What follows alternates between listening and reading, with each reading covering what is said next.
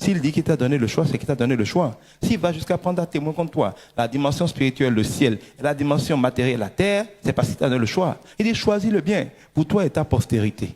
Parce que l'environnement dans lequel tu es né, les problèmes dans lesquels tu es né, ou bien la grâce dans laquelle tu es né, n'est pas de ton mérite, c'est le mérite de tes parents. C'est ce qu'ils ont choisi, qu'ils ont vécu et qui t'ont communiqué. C'est dans ça que tu nais. Tu peux naître pauvre, ce n'est pas ta faute. Et si tu nais riche, ce n'est pas ton mérite. Mais si tu meurs pauvre, c'est ta faute. Si tu meurs riche, c'est ton mérite. On naît où on ne choisit pas, mais on vit et on vieillit et on meurt où on a choisi. Dieu nous donne une responsabilité. Et toute la parole de Dieu nous rappelle cette responsabilité en nous invitant à la prendre. Si tu fais tel, tu auras tel. Si tu obéis, tu auras ça. Si tu désobéis, tu auras ça. Dieu nous donne constamment le choix.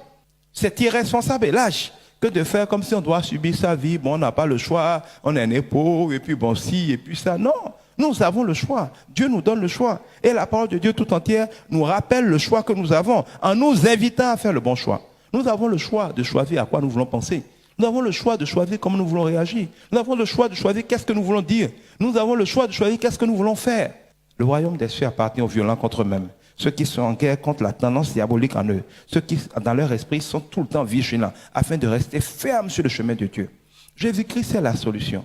Il est la vie, mais il est aussi le chemin. Il est très tentant quand on marche sur un chemin, de temps en temps, de dériver, de sortir de la piste, de prendre un mauvais détour, de prendre un mauvais carrefour. À chaque intercession, il y a un risque de sortir du bon chemin pour prendre un mauvais chemin. La foi consiste à marcher, mais en veillant à rester sur le chemin. Il n'y en a pas deux. Il n'y a pas de raccourci, il n'y a pas de déviation. Il y a un chemin. Quand tu sors du chemin, tu es perdu jusqu'à ce que tu en reviennes. Et ce chemin, c'est Jésus-Christ. Ce chemin, c'est la parole de Dieu.